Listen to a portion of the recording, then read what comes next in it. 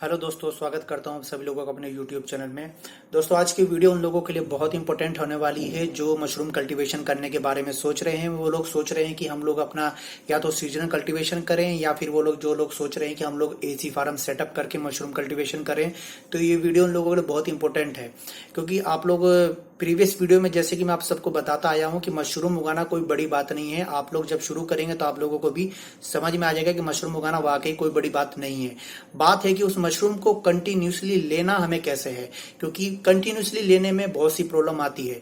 तो जो लोग नए शुरू करने वाले हैं उन लोगों को मालूम नहीं होता है कि हम लोगों को क्या क्या सावधानियां बरतनी चाहिए ड्यूरिंग मशरूम कल्टीवेशन, और हम लोगों को किन किन चीजों को निगलेक्ट करना चाहिए और किन किन चीजों को हम लोगों को सीरियस लेना चाहिए, तो ही हम लोग मशरूम फार्मिंग में सक्सेसफुल हो पाएंगे। तो ये वीडियो उन लोगों के लिए बहुत जरूरी है। इसके ऊपर हम लोग बात करने वाले हैं मैनेजमेंट। जैसे कि मैं बता चुका हूं कि मैनेजमेंट सबसे मेन पॉइंट है आप लोगों के मशरूम फार्मिंग में सक्सेस होने के लिए, क्योंकि मशरूम आप लोग उगा लेंगे, पर अगर आपका मैनेजमेंट एक दिन भी अगर गलत मैनेजमेंट आप लोग कर लेंगे तो आप लोग डेफिनेटली लॉस में जाएंगे। एक दिन का भी गलत मैनेजमेंट आप लोगों को काफी नुकसान पहुंचा सकता है। ठीक है, तो आज हम लोग इसी प्रॉब्लम आती है हमारे मैनेजमेंट करने में। जब लोग मैनेज करते हैं अपने फार्म को तो बेसिकली हम लोगों को दो प्रॉब्लम से दो हाथ करने होते हैं। अगर हम लोग वो दो प्रॉब्लम, जैसे कि क्या होता है, एक प्रॉब्लम होती है जैविक और एक प्रॉब्लम होती है अजैविक। जैविक जो प्रॉब्लम होती है जिसको हम लोग बायोटिक बोलते हैं, और अजैविक जो प्रॉब्लम होती है जिनको हम लोग अबायोटिक बोलते हैं।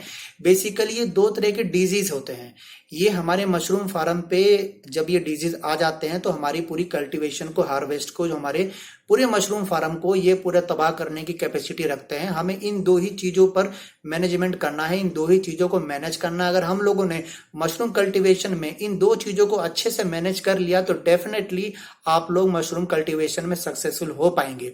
पर बात यह है कि हम लोग इसको मैनेज कैसे करेंगे, हम लोग इसको आइडेंटिफाई कैसे करेंगे। जैसे कि जैविक में मैं आपको बता देता हूं कि जैविक जो बीमारी आती है वो बेसिकली कीड़े मकोड़े, जीवाणु, बैक्टीरिया, वायरस या फिर जो प्रॉब्लम होती है ये हमारे प्रोडक्शन को काफी इफेक्ट करती है। इवन हमारे पूरे के पूरे फार्म को ये लग जाएंगे तो ये पूरे फार्म को तबाह करने की पूरी क्षमता रखती है। और दूसरा जो होता है वो है अजैविक। अजैविक जैसे कि सपोज करिए कि अगर आपके मशरूम फार्म में आपने प्रॉपर एयरेशन की व्यवस्था नहीं करी, प्रॉपर हवा की व्यवस्था नहीं करी, या रूम में प्रॉपर नमी की व्यवस्था नहीं करी, या रूम में ज्यादा नमी कर दिया आपने, या हवा दी तो एकदम तेज हवा दे दी आपने, या रूम में टेम्परेचर आपने एकदम डाउन कर दिया फ्रूटिंग बॉडी के टाइम पे, या फिर फ्रूटिंग बॉडी के टाइम पे टेम्परेचर एकदम से रेस कर दिया, तो इस तरीके से जो प्रॉब्लम आती है उसको अजैविक प्रॉब्लम बोलते हैं। अजैविक में फॉर एग्जांपल कि अगर हमारे जब प्रोडक्शन आती है रूम में तो हम लोगों में ये, हम लोगों को भी एक कॉमन सी प्रॉब्लम है, ज्यादातर लोगों को भी ये फेस करनी पड़ती है कि जब प्रोडक्शन आती है तो रूम में क्या होता है, एयर का फ्लो अगर थोड़ा सा भी कम हो गया, ऑक्सीजन लेवल थोड़ी सी भी कम हो गई, तो जो मशरूम की जो रूट होती हैं वो लंबी हो जाती हैं। लंबी होने से क्या होता है, जो ऊपर का पोर्शन होता है ना वो हल्का हो जाता है और कैप खुल जाती है। तो ये अजैविक प्रॉब्लम की वजह से होता है कि रूम में आपकी प्रॉपर एरेशन नहीं होती है तो उसकी रूट लंबी हो जाती है। तो ये एक तरह से एग्जांपल मान लीजिए कि ये जो प्रॉब्लम है वो अजैविक की वजह से होती है। अब बात है कि हमें ये दो प्रॉब्लम तो है, जैविक और अजैविक। अब हमें इसको टैकल कैसे करना है, हम लोगों को इसको, ये जो प्रॉब्लम है इसको आइडेंटिफाई टाइम से पहले कैसे कर लेना है, हमको इसमें मैनेजमेंट कैसे करना है कि हमें ये जैविक और जैविक प्रॉब्लम ना आए।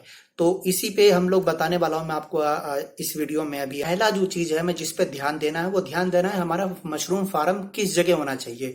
तो देखिए, जो गाइडलाइंस है, जो डीएमआरसी की गाइडलाइन है सोलन की, उनका यही गाइडलाइन है कि अगर आप मशरूम फार्म शुरू करने वाले हैं तो आप कोशिश करिए कि सिटी से दूर हो आपका मशरूम फार्म।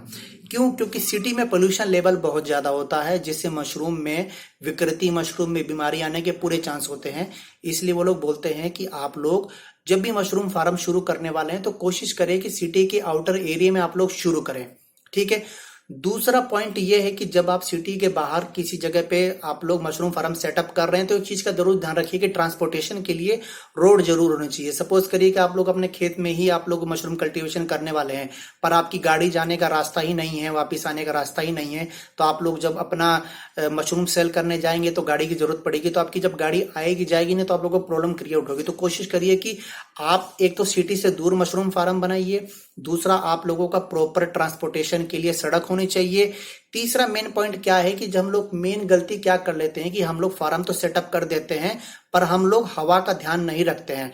ये बहुत जरूरी फैक्टर होता है मशरूम कल्टीवेशन में कि हमें सबसे पहले ये देखना है कि हवा का प्रवाह किस से किस दिशा की तरफ हो रहा है। सपोज करिए कि हमने अपने खेत में मशरूम फार्म सेटअप कर दिया, हमने अपना एक यार्ड बना लिया, कंपोस्ट यार्ड, हम लोग कंपोस्ट तैयार कर रहे हैं।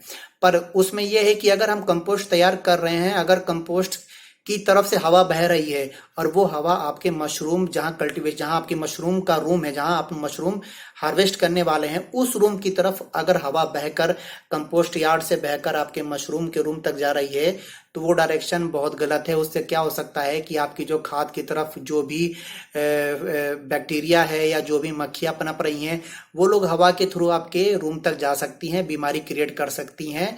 तो गाइडलाइंस यही कहती है कि हमेशा हवा की दिशा में सबसे पहले अगर हवा चल रही है तो सबसे पहले आपको कंपोस्ट रूम नहीं, आपको सबसे पहले हार्वेस्टिंग रूम बनाना है मशरूम का। उसके बाद आप लोगों को पीछे की तरफ आप लोगों को अपना कंपोस्ट यार्ड बनाना है।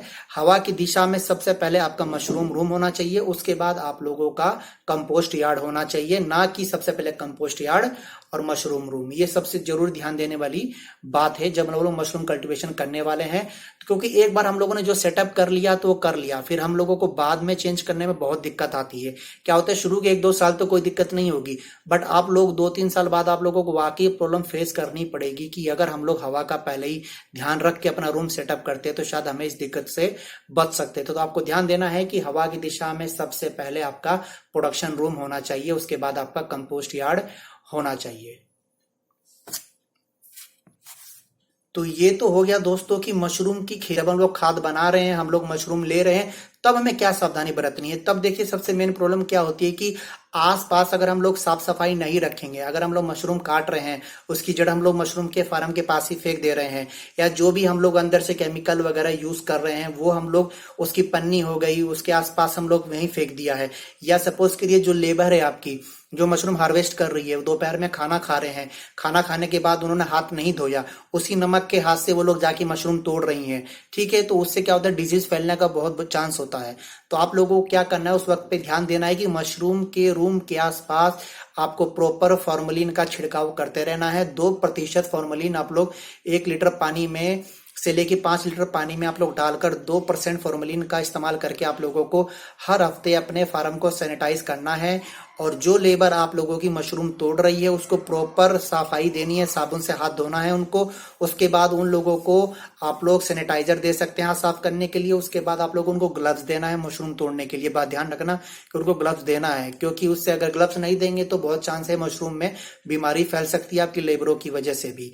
तो ये है जो मेन सफाई है आप लोगों की मशरूम हार्वेस्ट के समय, साफ सफाई पे बहुत ध्यान देना है, नहीं तो आपकी पूरी की पूरी फसल खराब हो सकती है बीमारी की वजह से। तो ये आपको मैनेज करना है, प्रोडक्शन के टाइम पे आप लोगों को ये चीज का पूरा प्रॉपर ध्यान देना है।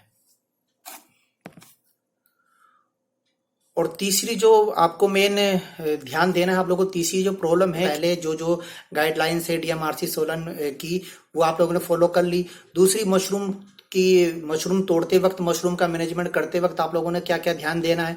अब तीसरी जो प्रॉब्लम है, जो तीसरा आप लोगों को ध्यान देना है, आप लोग जो खाद बनाते हैं तो खाद में जो भी आप कंपोस्ट यूज करते हैं उस पे ध्यान देना है। और तीसरा है कि आप लोग जब आप बैग्स को अपने रूम में रखते हैं उस वक्त आप लोगों को क्या क्या चीज देनी है। तो मैं वीडियो को यहीं खत्म करूंगा, वो 2-3 टॉपिक है मैं अगली वीडियो में कवर करूंगा, कि आई होप वो वीडियो अभी इस वीडियो के 1-2 दिन के बाद ही मैं जस्ट अपलोड करूंगा। तो ये चीज दो जो मेन चीज है ये भी बहुत बड़ी 50 से 60% ये अपना पूरा वैल्यू रखती हैं आप लोगों के फार्म में। अगर इन चीजों पे, एक तो मशरूम फार्म शुरू करने से पहले और मशरूम फार्म शुरू करने के दौरान आप लोगों को क्या क्या चीज ध्यान देनी है, ये चीज पे आप लोगों को अच्छे से फोकस करना है। अब खाद बनाते समय क्या क्या ध्यान देना है आप लोगों को, और बैग रखते हुए रूम में आप लोगों को किन किन चीजों का ध्यान देना है, वो टॉपिक हम लोग अगली वीडियो में कवर करेंगे दोस्तों। सो आई होप आप लोगों को ये वीडियो हेल्पफुल लगी हो, तो आप लोग जरूर चैनल को सब्सक्राइब करिए, लाइक करिए, शेयर करिए। Thank you so much. जो प्रोडक्ट मैं यूज कर रहा हूँ दोस्तों अपने मशरूम फार्मिंग में है, उसका लिंक डिस्क्रिप्शन बॉक्स में है। आप लोग जाकर देख सकते हैं कि मशरूम फार्मिंग में क्या क्या बेसिक, क्या क्या मेन प्रोडक्ट की हमें जरूरत होती है, क्या क्या सामान की हमें जरूरत होती है। तो वो लिस्ट आप लोगों को यहाँ पर डिस्क्रिप्शन बॉक्स में मिल जाएगी, आप लोग जाकर देख सकते हैं और अपने हिसाब से आप लोग परचेज कर सकते हैं।